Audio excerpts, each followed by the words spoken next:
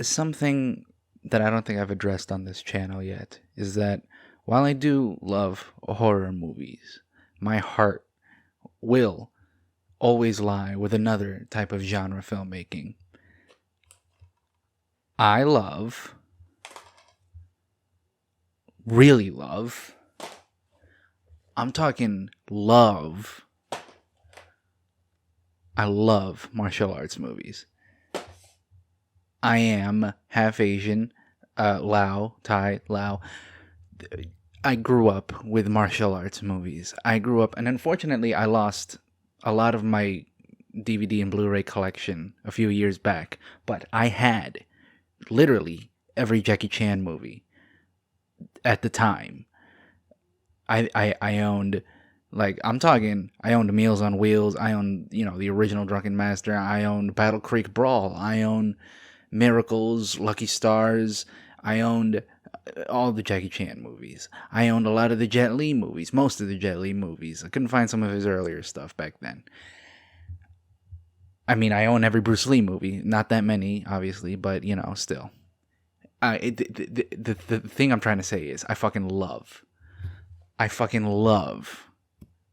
martial arts movies. They are everything. They are my favorite type of movies to watch. They are my comfort movies. They are where my heart lies in every way. I love martial arts movies. So, when I heard Marvel was making one, I was a bit skeptical, to be honest with you. I was a bit skeptical. As excited as I was still skeptical. And it's because, though I do love Marvel movies, I mean, I have a Spider-Man poster right there. You can't see. Well, it's a Spider-Verse poster, but still. While I do love Marvel, I had a feeling that their action sensibilities wouldn't blend well with martial art movie sensibilities. I don't know. It's just, how do you make a martial arts movie in a world where there's flying aliens invading and stuff? But, the more I started to hear about Shang-Chi and the Legend of the Ten Rings, it's a long title, it's a mouthful, but still, the more I started to hear about it, the more faith I got. As soon as they said Tony Leung was in it, I was fucking in, because it's Tony Leung. It's if you don't know, Asian cinema in general, and you don't know Tony Leung, you out of your mind if you don't know who he is. That's a big deal to have him in the movie. And then they cast Michelle Yeoh, and though she is not in as much of the movie as I would have hoped, it's still Michelle Yeoh, which is another person of just Asian movie royalty, in my opinion. So, and then when they said that Brad Allen was going to be doing the stunt supervision, I was in. I knew it. I knew it was going to be.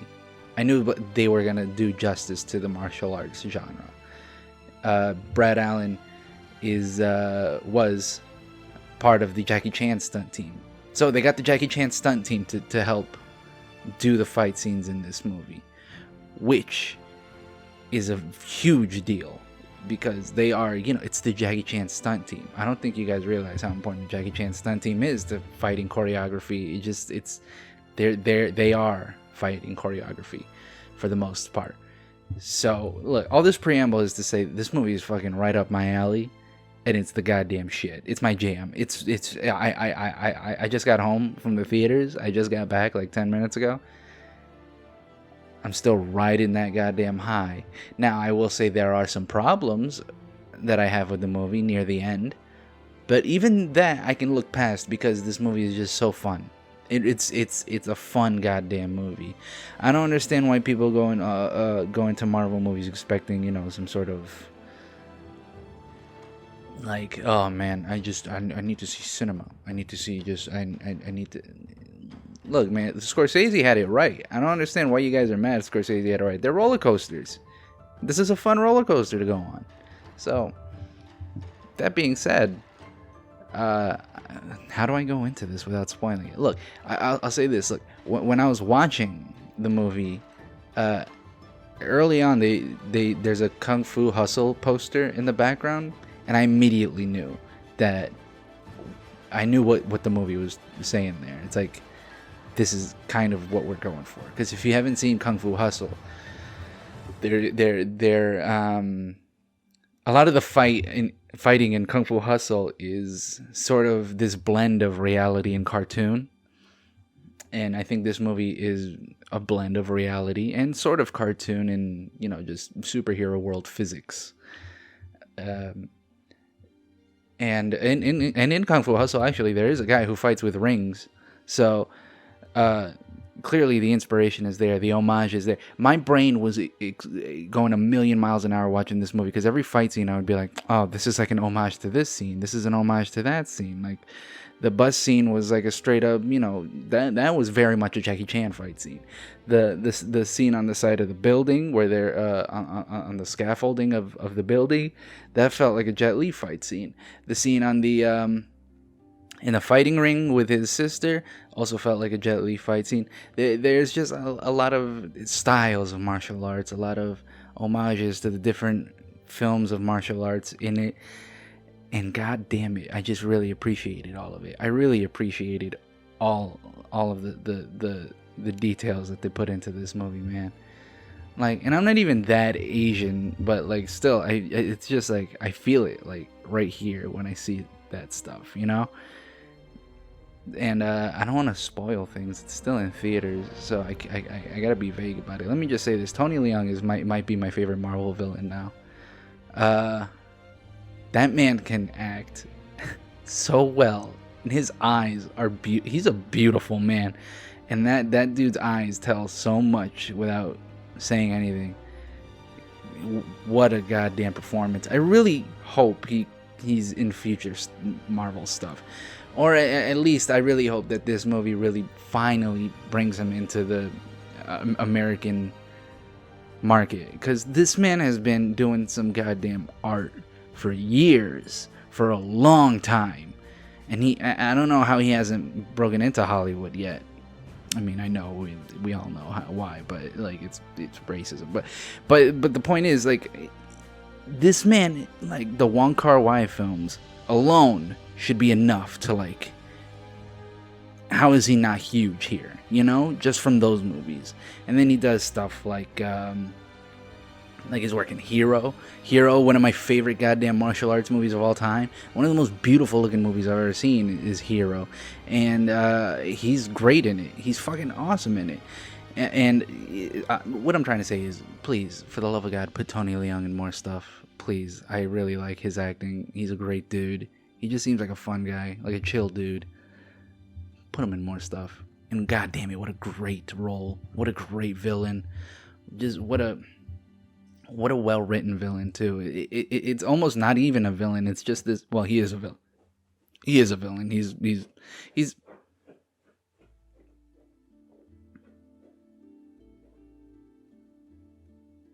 My dog. He is a villain, but.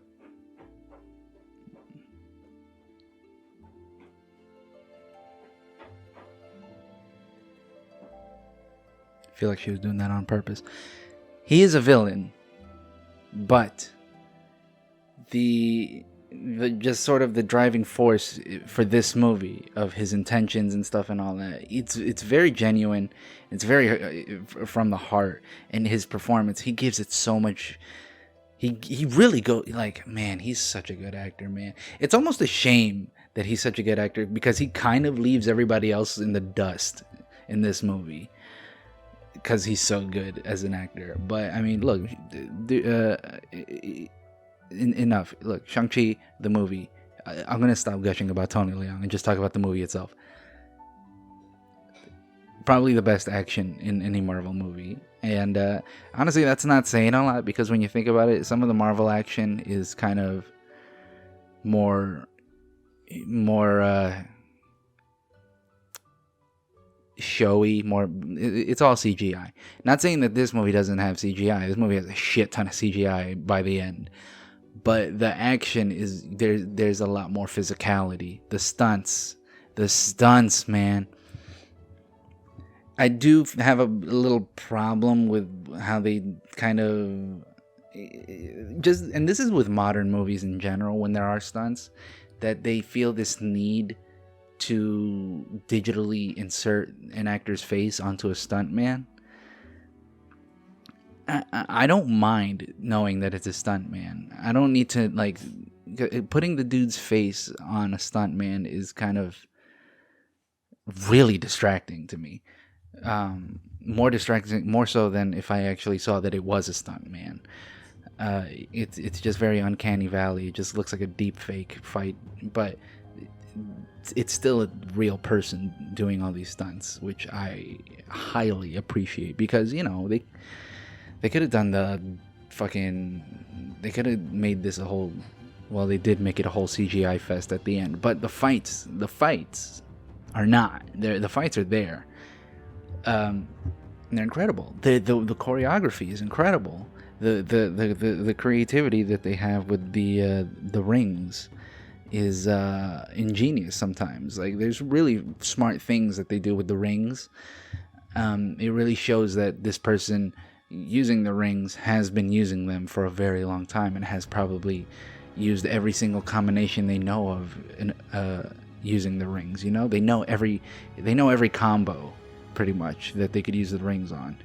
It's like fighting a fucking world class Tekken champ. It's just, it's great. It's fantastic. The story itself, I think it's solid. It's a solid story. It's a solid origin movie. It does have a lot of flashbacks involved, but the flashbacks themselves are, I think, crucial and give more. The flashbacks are more for the villain than they are for the hero in this movie, and I think that's, again, a testament to Tony Leung, that all the flashbacks are more focused on him more so than they are on Shang-Chi. But yeah, it's great. Look, this movie has it all, man. It's got goddamn incredible action scenes. It's got some Marvel stuff in there for you. Not a lot, not a distracting amount of Marvel stuff, shockingly. It's not like constantly trying to like set up things in the future, like, oh, this maybe for the next movie. That only really happens in the post-credit scenes of this movie, for the most part, which I appreciated. It really let Shang-Chi exist in his own world, and then he gets sort of indoctrinated into the Marvel universe. And I think this movie, while it does turn into kind of a CGI monster fest at the end, I think that was necessary, because you need to show that this dude is capable of holding his own with Avengers. Like, I remember everybody, when this movie was announced, was like, so he could just fight good? That's it? Like, how is he going to be an Avenger if he could just fight really good? And in this movie, the ending is like, this is how he can help. This dude can be a great asset to the Avengers. He's capable of a lot. His potential is there. He's got a shit ton of potential to be an amazing hero. So I appreciated that, though I do wish they kind of handled that better, because it does kind of turn into a lot of CGI monsters at the end. But what Marvel movie doesn't turn into a bunch of CGI monsters at the end? It's par for the course. Something I do wish they would kind of change is that, because I mean, the first Iron Man I really appreciate, because the end is, there's no, it's not a lot of monsters. It's just a dude fighting another dude.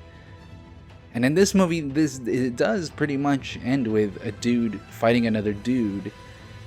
But then they kind of overstay their welcome with the CGI stuff, the big stuff.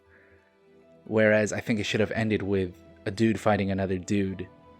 Maybe they do the CGI stuff first and then end with a dude fighting another dude, instead of a dude fighting another dude and then CGI stuff, if that makes sense. I'm trying not to like spoil things. I'm trying hard not to spoil it. But what I'm saying is, a final battle is so much better when it's two people, the hero and the villain, instead of army versus army. Black Panther ended the same way. It was army versus army, and then dude versus dude. Though that movie kind of suffered with the CGI again. So I think Marvel needs to cut back on the grand scale of things, is what I'm trying to say. Try to maybe go smaller. We've seen as big as things can go with Thanos and all that. I think we need to go back to the smaller stuff. Just give us a break from the big stuff. Though I am saying that when the next movie coming out is called fucking Eternals, but still, that's gonna be a problem probably. I hope not. I really hope Eternals is good. Alright, look, I'm rambling. Point is, Shang-Chi is great. I think the relationships is great too. I was very worried it was going to do this fucking friends to lovers thing, and it didn't. They stayed friends, I hope. I believe so. And I really like that. I really appreciate that. And I appreciate the family dynamics a lot. The family dynamics are great. And his sister is a fan. Oh my god, his sister. Listen. His sister.